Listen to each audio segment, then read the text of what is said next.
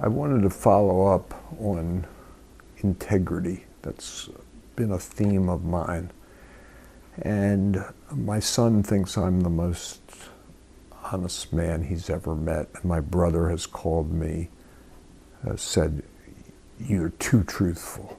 And maybe this is being truthful, but it does show that how one grows, or who knows, you only know after you're in the grave if you ever do something again. But our father and his brothers had an inventory cushion.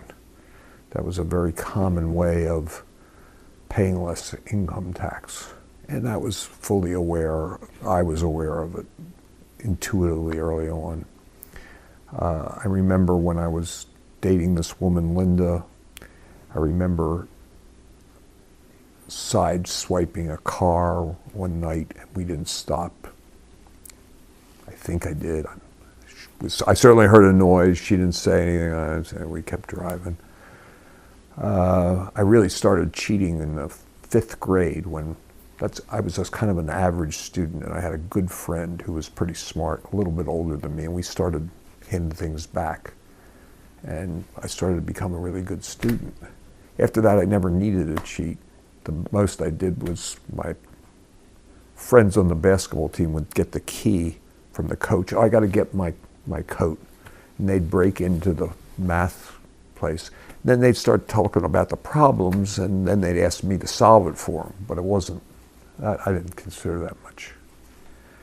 I got to college, and in my junior year, after a year and a half in this lab, and I'm not very good at labs, and all these other people that I know are using what they call Bibles. And all it is you don't do the lab, you just copy it out of the Bible and turn it in. So I get to midway through, or the last semester of the second semester, and I finally hit a wall. I don't know how to do it. I don't know. I get lazy. I don't know what happened, but I did it. But of course, in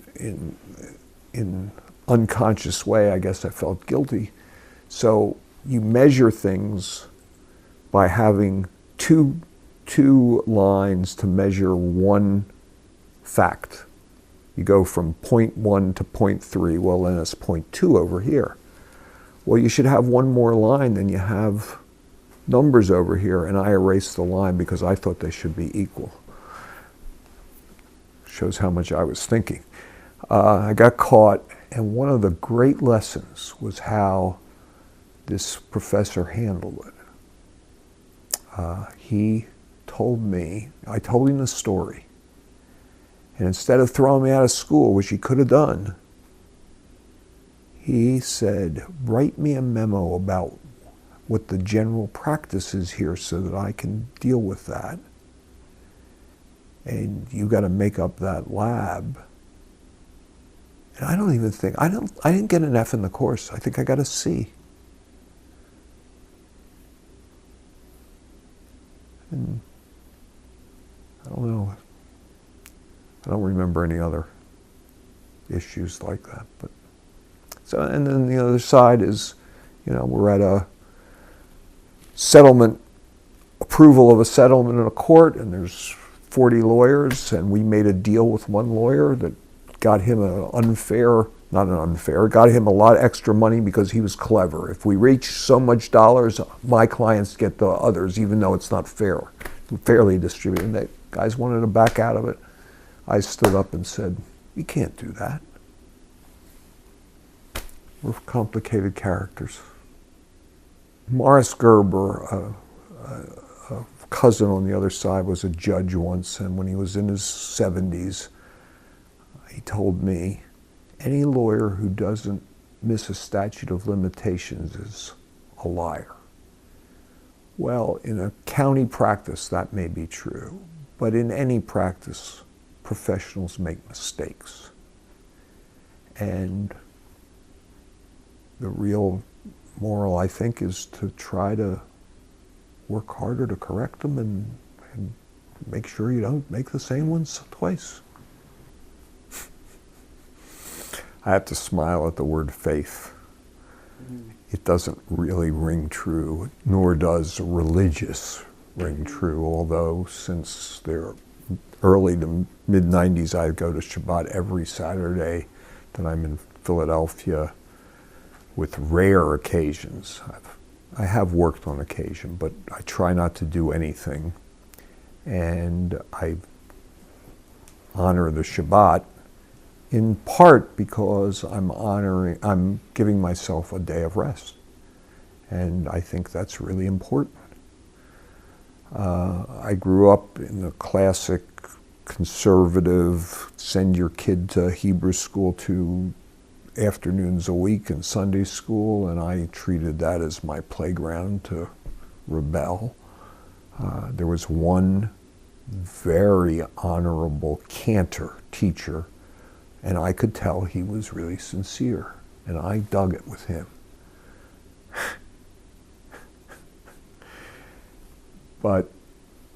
And so I even agreed to learn trope after my bar mitzvah, which was a shared bar mitzvah with my cousin.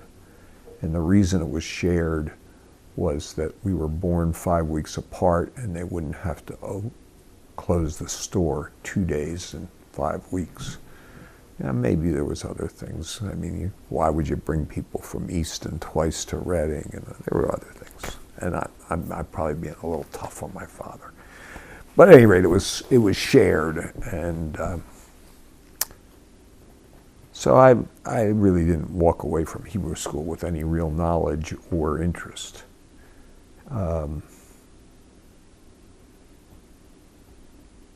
And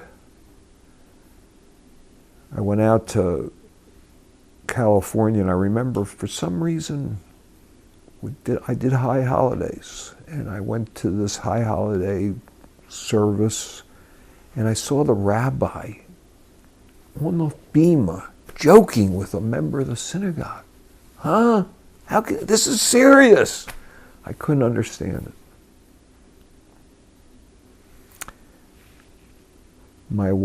Harriet comes from a very educated Jewish family, not educated, maybe the wrong word, a family that was into their Judaism. My mother-in-law kept kosher. Her mother was Orthodox. The older sister was Orthodox. And Harriet had really good training taking Hebrew or in college several years. So, and she wasn't disaffected or affected, but we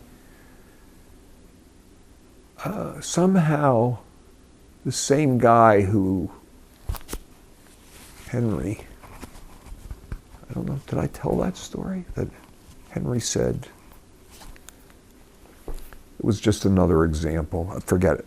At any rate, Henry is the president of the synagogue. I'm a member, I'm a partner of his, and he says, why don't you try this synagogue? And we walk in, this is before we're married, and it's this old architectural synagogue, and it's got walls that are, the paint is scraping off the walls. You can see it. And the rabbi starts talking about a non-anthropomorphic God. And then there are readings besides the prayer book, Emily Dickinson. I mean, this is heaven. This is intellect. It's some peace. And we really, both of us, fell in love with the place.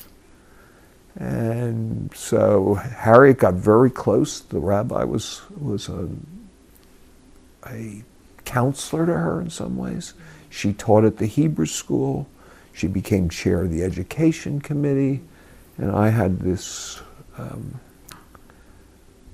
rise in the officership. When the rabbi told him, basically dissed us, and we left and went to Germantown Jewish Center, which was probably the best thing that could have happened to us. Germantown Jewish Center is a much bigger congregation. It's more diverse. It's in Mount Airy, which is a totally integrated area, and it is just, they had Jane Fonda come to the synagogue, you know. What was her name? Saigon, not Saigon, Hanoi Hannah. And she came, so that, and they had lawyers who did draft dodging counseling. So I mean, this is a real neat place. And so we went there. This is, I guess, shortly after that, my mother died. And I did go to do Shiva, and I did it fairly regularly for the year. On Friday nights mainly, but I went. And then the next thing was Rachel's getting a bat mitzvah, and I started taking her to Shabbat. And then I find my way, there are three groups praying in the same synagogue. One that's more towards the conservative Orthodox, but with equality. One that is the typical Orthodox in the main sanctuary of this magnificent building built in the late 30s. It's an architectural, neat place. And there's a very liberal Reconstructionist congregation with the college, the rabbinical college is within a 10-minute driving distance. And so lots of people live there. So these are professors and students. Well, and this group is caring, and they love to sing. And then they have Devar Torahs put on by these individuals, not by any rabbi. And I mean, I got the chairman of the math department at Penn who, you know, worked for Bell Labs. He's got a PhD from MIT. I mean, got another guy who's president of the college. He was graduate honors at Harvard. And this is just packed with intelligent people and spiritual people. They have it all. And I mean, they really have it all. I mean, they would go through process that I couldn't believe on things like, should we be able to join the Reconstructionist part of the congregations as well as the conservative? Well, the conservative, you know, the powers that be didn't want that. And so, but they went through several meetings and a leader and, you know, all about building consensus. It's just a lovely group of people who've got their values really right. Most of them walked to synagogue. I don't know about most, but many. And I found a home. And then for a while I liked it, but I felt an outsider because they lived in Mount Airy or they worked in the rabbinical school, and I had neither of those. So I felt like the outside. And then I did what one ought to do, take control of one's life. I became the treasurer. I was the treasurer for 8 years. They thought I'd do it forever. And I got to know everybody. I counted last night, or probably 8 parts of my body that have something wrong with them now.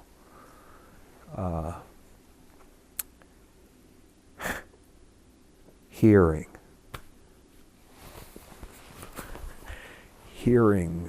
well, my heart, nothing's wrong with it now, but I had a pacemaker and bypass. Asthma, not glaucoma, but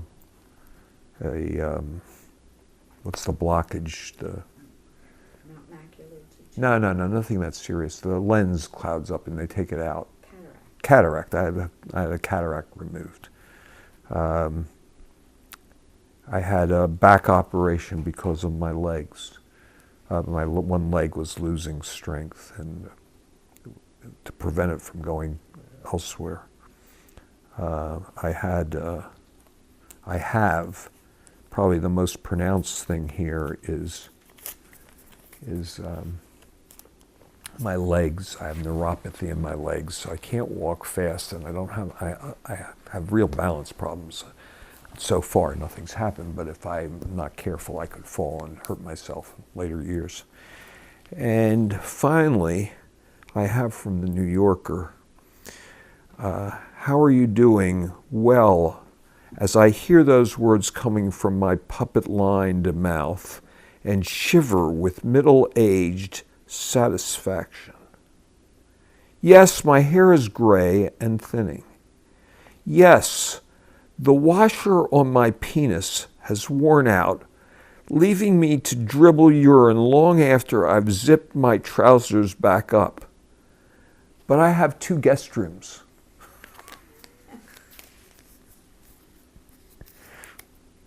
And the truth of the matter is, I'm as healthy as I've ever been because I really think health is being able to function. And I function pretty damn well. And I have the best emotional state I've ever been in because I've been higher many times, but that hasn't been good. And I'm pretty much in control. There's a poem I say that I give at the end of some of my classes. It's called Over the Plate. Bill Jones has the speed of a cannonball. He could throw a brick through a brick wall. He never made it to the majors. He lacked control. How is it with you, if I may ask? Do you have control of your daily task? How much of your effort goes over the plate? And I find a lot of my effort now is going over the plate.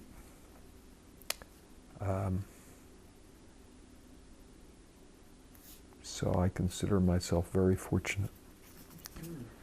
And the one other piece is, we were joking earlier about how much I've paid to therapists. I calculated it, and billable hours are an important part of a lawyer's practice and private practice.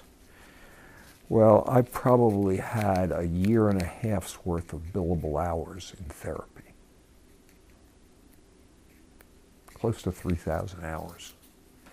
And the last year and a half or 2 years, I loved my therapist, and he was really good at encouraging me. He says, why are you don't seem like you're 55 years old. You're 71, you seem like you're 55. And I'm going, yes! He does it a second time, and I go, yes! And he does it a third time, and I go, yes! Of course, all this internal. And then he says, when's the competition going to stop? When I'm in the grave? And of course, why should I wait that long? That was a turning point. And the only thing I'm jealous about now is people who have grandchildren. And that's half in jest because sure, I'd love grandchildren, but if I never see a grandchild, I've got wonderful kids and a great family, and I have enough relationships with other people's grandchildren that doesn't really matter to my life. This is a family picture of the Kinses, my mother's side of the family, at a Seder at the synagogue. And most of my family, actually, I'm not sure it's a Seder. Oh, yes, it is. It says 10th Annual Passover, given by the temple in Reading. Oh, no, in Allentown. This is in Allentown, where Uncle Dave, Jim's grandfather, was president of the synagogue. And there's a lot of family in there that I could identify, including Uncle Dave and Aunt Molly. I guess there is one more thing I'd like to add. Aunt Molly was such an important spiritual person for my life. We used to go down to Atlantic City, and Molly, my mother's aunt, and I, the three of us shared an apartment 2 or 3 summers, I don't know. And she would laugh when I would wake up and use this cardboard plane and go bzzz around. And she was just a loving person. And I always remembered her personality, about her attitude of life was so much, it's a joy. She laughed, and she laughed at herself. She was serious at times, but she enjoyed life, and she couldn't be more fun and loving. So my daughter's name is Rachel Molly. And my wife thinks the Molly is after her grandfather Morris, and I think it's after Aunt Molly. This, of course, is the store, Joseph's store. It has a sign there, the men's store where women like to shop. And there you can see the end of Charles Joseph. And the sign used to say, "We sell for less always," but they couldn't honestly say that, so they changed it.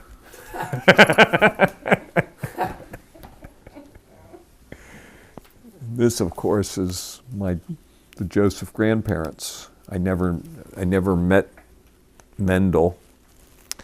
And this is his wife, Lena, the 80-year-old sitting behind the cash register and talking to her old friends or customers. Being pretty good to me, too.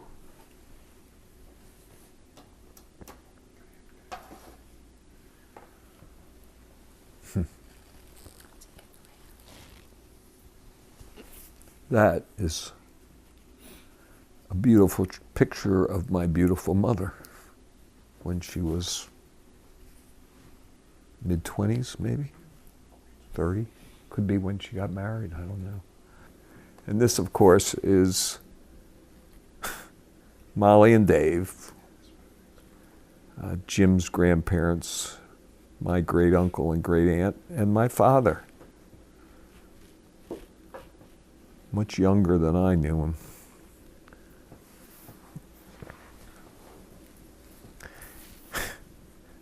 We just had dinner together.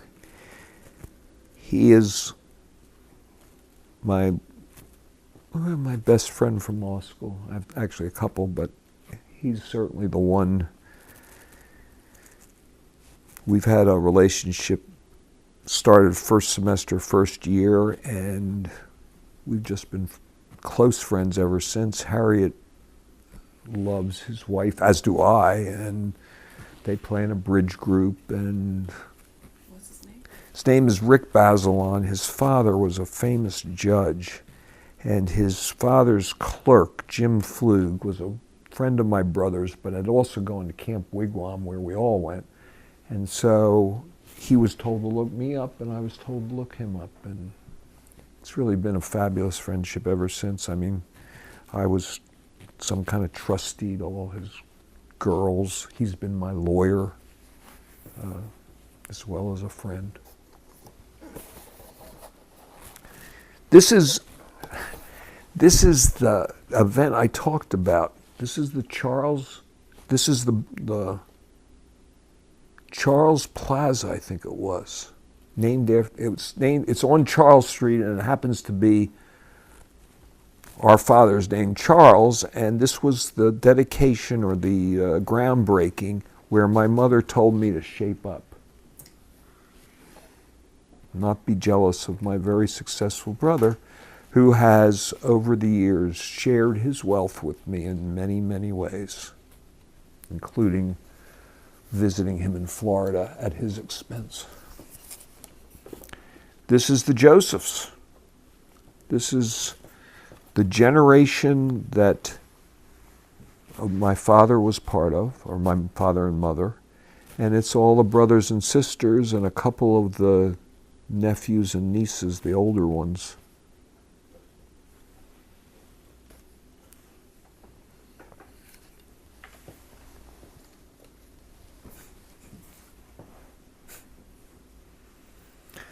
So Rachel Molly Joseph, she's born, and I go into the nurse takes me in to look at her, and her hair was combed better than this over that way, and I was in love. And then she doubled it because I used to take her to Dunkin' Donuts, and I go in to wake her up in the morning, and she's already at the crib saying, "Donuts." And this is the young man with a great smile. That was his devilish young self that his mother said, "You can see those eyes." And he got through grade school, and she would say high school, by showing those eyes. And he was a smart kid too, but he didn't work at it. This is our family when we were at San Francisco for a birthday of Harriet's sister, and we were all together, and she lined up a photographer for the four of us. And I might say another thing about my dear Harriet.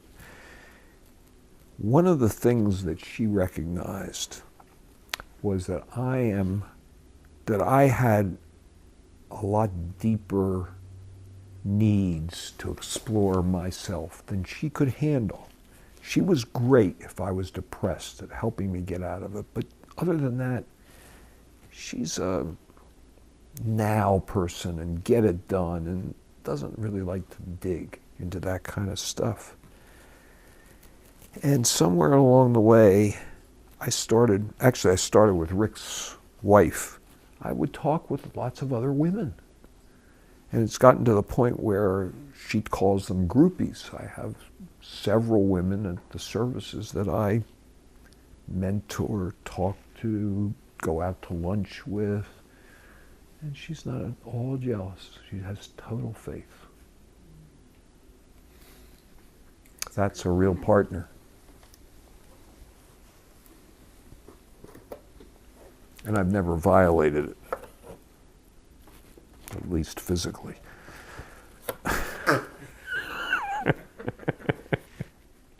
You don't have to edit it. Jimmy Carter had thoughts. Well, I had thoughts, and they got me through some rough times, having some friends that when her father died, and I had a heart problem 9 months after, and she wasn't finished her mourning, I couldn't get her out of there quick enough to go out to New Mexico to visit her sisters. And I had a friend, a rabbinical friend, and I got very close to her. She helped me out. She never tempted me. And the rabbis tell you that, the rabbi has a story about you should live with, the old rabbis used to live with, what is it called, tzitzis, underneath their garments. And why was that? So when they took everything off to have an affair, the last thing they did before they did it, as a reminder not to do it, was this tzitzis. Yes. And so they didn't do it. And same with me, only I never got to the tzitzis part. That is my mother. Tell her you'll call her back.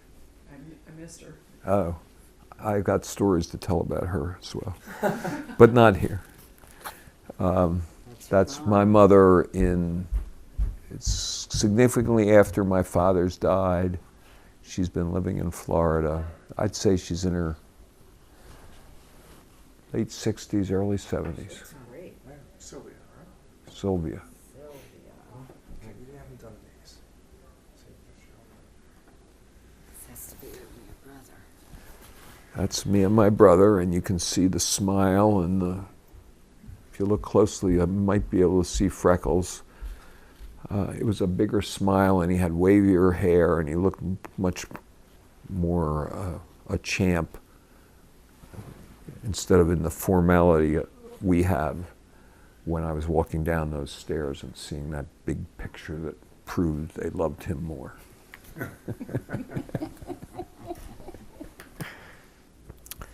This is our mother with young Seth.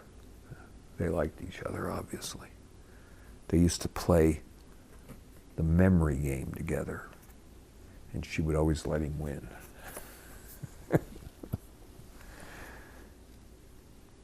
This one is us, Harriet and me and Mother and I. Wow. That's, I'm almost sure before we had kids. I'm not sure where that is. But I picked that one out more for how young I looked.